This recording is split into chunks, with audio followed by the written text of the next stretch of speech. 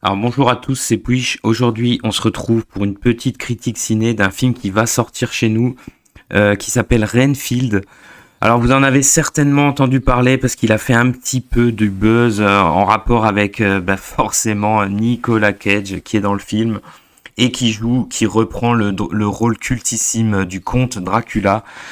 Alors ce film, moi, il m'intéressait pas du tout à la base. J'avais même pas regardé les trailers. D'ailleurs, je l'ai vu sans avoir vu les trailers. J'avais vu évidemment quelques photos comme ça dans les news de Nicolas Cage dans Dracula. Ça avait l'air d'être une immense purge. Donc, évidemment, ma curiosité malsaine, vous me connaissez un peu si vous suivez un peu la chaîne. Évidemment, dès que j'ai pu, je me suis jeté dessus. Et globalement, oui, ce film est une énorme merde. Mais, pas comme je le pensais à cause de Nicolas Cage en fait. Nicolas Cage qui reste un acteur que j'apprécie particulièrement, même si ces dernières années, voilà, il se vautre plus ou moins dans des films, plus ou moins, enfin surtout des merdes, hein, faut dire ce qui est. Après lui, ça reste un énorme acteur. Là, dans ce film, en fait, Nicolas Cage, c'est l'attraction du film, c'est l'attrape touriste. On se dit tiens, il y a Nicolas Cage, je vais regarder, c'est exactement ça. Il est totalement jubilatoire dans un rôle de Dracula, grosse pourriture qui en a rien à foutre de la vie humaine, de la vie des autres. Il est complètement, pendant tout le film, il aura des mimiques super drôles, totalement détaché du mal qu'il peut faire aux autres. C'est assez jouissif, assez incroyable. Nicolas Cage dans le rôle, il cabotine. Mais il cabotine dans le bon sens du terme, comme il savait nous le faire. Il cabotine souvent. Hein. C'est un acteur en fait qui a toujours cabotiné. Hein. Il y a qu'à voir sa prestation dans Volte-Face. Mais comme dans Volte-Face, c'est de la cabotination en mode super marrant. Il est très drôle. En réalité, dès qu'il est pas à l'écran, souvent dans le film. Alors le film, il dure à peine 1 heure et demie. Hein. Mais disons que dès qu'il est pas à l'écran, on se dit tiens, il est où notre Dracula? On a envie de le voir. Bref. Heureusement qu'il est là parce que le reste, le bilan est cauchemardesque. Alors c'est un film réalisé par Chris McKay. Alors Chris McKay, c'est un réalisateur qui avait fait il y a quelques années The Tomorrow War avec Chris Pratt.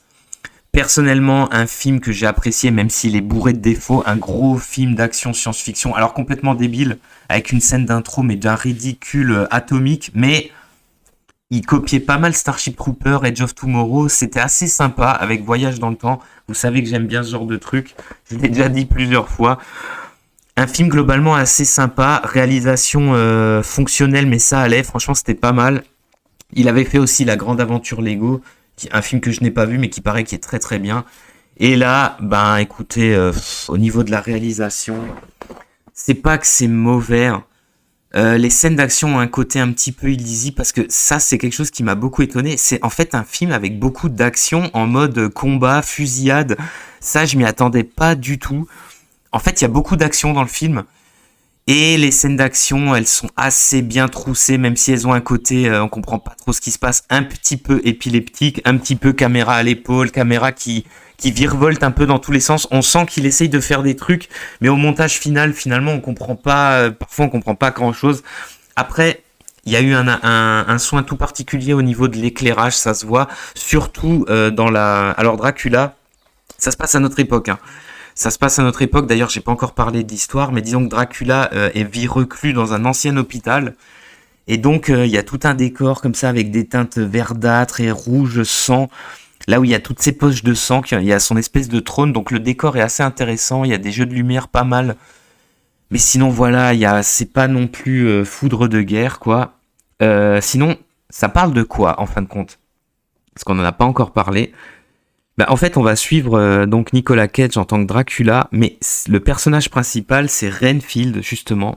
C'est son assistant qui le suit depuis plusieurs siècles. Hein. Il en a fait son esclave, son familier, comme c'est dit dans le titre. J'aime pas du tout ce terme. Ça fait vraiment jeu vidéo, RPG, j'aime pas ça. Il en a fait son familier. En gros, c'est son serviteur, c'est le mec. Alors, il partage une partie des pouvoirs et du côté immortel du personnage de Dracula, mais il est complètement sous sa coupe. Et en fait, c'est lui qui est chargé de lui ramener des proies, de lui ramener du sang, de lui faire ses 4 volontés, quoi. C'est son serviteur, c'est son majordome. Et en fait, au début du film, le personnage de Renfield, alors qui est joué par Nicolas Hoult. Alors Nicolas Hoult, moi, je le connais surtout.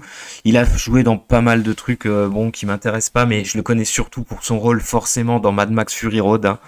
Son rôle alors je sais plus comment il s'appelait, mais c'était le personnage qui roulait avec la voiture. Il y avait Mad Max accroché dessus au début du film. Je le connais surtout pour ce rôle. Après, lui, dans le film, il est pas. En fait, c'est pas un mauvais acteur, pas du tout, je pense pas. Mais par contre, ce qu'on lui fait jouer, c'est de la pure merde. Il va jouer donc le gars comme ça qui veut se détacher de son maître, mais en mode chialeur. Alors le film, il est totalement 2023. C'est-à-dire, lui, c'est un homme, il a des pouvoirs de dingue. On le verra dans le film, il massacre des mecs à main nue. Il a un pouvoir surabusé, mais il va passer tout le film à chialer, à se plaindre, à jouer à la grosse table. J'allais déraper. À jouer vraiment le mec, rien dans le sac. Mais vraiment, hein, quasiment tout le film, ça va être ça, c'est insupportable. À plusieurs moments, on se dit, mais arrête de pleurer, arrête de te plaindre, prends les choses en main, merde. Ce qu'on aime voir dans les films. Là, il va passer tout son temps à chialer. Il va à un espèce de groupe de parole. C'est censé être drôle, mais bon, c'est un running gag du film, hein. À un moment donné, il y a une scène marrante, justement, où Dracula débarque à ce groupe de parole. C'est assez drôle. D'ailleurs, le film est en permanence entre l'humour, le gore, parce qu'il y a beaucoup de gore. L'humour, le gore, l'action. C'est un espèce de mélange un peu étrange. Parce que justement, je trouve qu'il n'y a rien qui colle vraiment, en fait. Il n'y a rien qui... En tout cas, il n'y a rien qui se détache. Le film est totalement progrès, totalement 2023. Donc les hommes sont des grosses... Alors soit c'est notre héros, c'est une grosse lavette impuissante. Soit c'est en gros le fils de la mafieuse, parce qu'il y a toute une histoire. En fait, le film est un imbroglio entre la volonté de Renfield, qui va croiser dans ce monde moderne un groupe de mafieux. Donc une mafia, une famille mafieuse hyper puissante menée, je vous le donne en mine, par une femme sans pitié, qui a un fils qui est une grosse lavette également, donc comme par hasard, hein. Et tous les flics de la ville sont totalement corrompus, évidemment, sauf une policière qui est jouée par, donc qui s'appelle Rebecca, qui est jouée par Ak Wafina, trop fort le nom, une policière à tête de bulldog, super moche, qui en fait, elle, est le seul personnage qui a des couilles dans ce film. C'est... Avec, pareil, l'autre personnage qui a des couilles, c'est la chef de la mafia, hein. Donc elle, c'est pareil, c'est une espèce de tueuse psychopathe. Son fils, c'est Ben, il est joué par Ben Schwartz, c'est la famille Lobo, ouais, c'est ça. Pareil, l'acteur est totalement ridicule, il se ridiculise lui-même pendant tout le film. Il est à chier, il a un rôle de grosse lavette impuissante qui en fait n'a même pas tué quelqu'un. C'est nul à chier, c'est que des clichés, c'est assez mal fait. Globalement, ça fait chier. Il y en a marre de voir ça. Ça aurait pu être très drôle si c'était bien fait. Or là, c'est pas bien fait du tout. Et mention spéciale. Alors, en dehors des personnages qui sont tous insupportables, hein, en fait, il y a que Nicolas Cage qui est cool. Tous les autres sont tous insupportables. La femme flic, mais putain, mais déjà, je suis désolé, c'est méchant, mais elle est moche. En plus, elle passe son temps à faire le bulldog dans le film, à la ramener, à envoyer des insultes à droite à gauche. Alors, parfois, les premières fois, c'est un tout petit peu drôle, mais après, ça va vite devenir très très lourd. En fait, la famille de mafieux, elle se comporte d'une façon tellement exagérément... En fait, ils se croient tout permis, mais de façon tellement exagérée. Les flics sont tellement impuissants qu'en fait, du coup, on n'y croit pas du tout. On n'y croit absolument pas. Alors du coup, elle va s'allier à Renfield pour combattre la mafia et Dracula, évidemment. Les mafieux vont plus ou moins s'acotiner avec Nicolas Cage, forcément, avec Dracula. Ça va aller comme ça, on va suivre des scènes d'action, des scènes de comédie plus ou moins intéressantes, mais surtout pas intéressantes du tout. Les scènes entre Rebecca et notre Renfield, c'est nul à chier, mais nul à chier. Les dialogues sont nazes, inutilement vulgaires, mais ça on a vraiment l'habitude, hein. Ça je peux vous dire que dans les films américains maintenant on a l'habitude de la vulgarité, on ne sait pas pourquoi.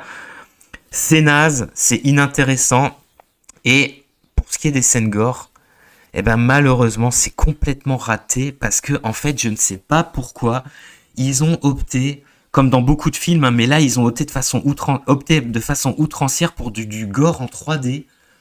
Et donc, on a du sang 3D un peu partout. Il est moche, il est laid. Mention spéciale où Renfield arrache les 2 bras d'un flic pour tabasser d'autres flics. Avec le sang qui gicle en continu en 3D, hyper moche. Bref, ça retire tout le côté gore, viscéral des scènes d'action. Un film totalement 2023. Personnellement, j'ai pas aimé du tout. Peut-être, éventuellement, que vous pouvez le regarder pour la prestation de Nicolas Cage. C'est dommage parce qu'il nous fait une prestation vraiment... C'est dommage parce qu'il nous fait une prestation 3 étoiles. Le film aurait pu être vraiment cool. Mais là, c'est de la grosse merde à oublier d'urgence. Une bouse. Il y en a marre de ça. Il y en a marre de faire passer les mecs pour des grosses lavettes impuissantes. Il y en a marre de ce progressisme à 2 balles. Vraiment Hollywood. Mais je sais pas. Bon, il y a une grève des scénaristes. Parce que j'allais dire, ressaisissez-vous. C'est mal parti. En tout cas, on va s'arrêter là et je vous dis à plus pour de prochaines critiques.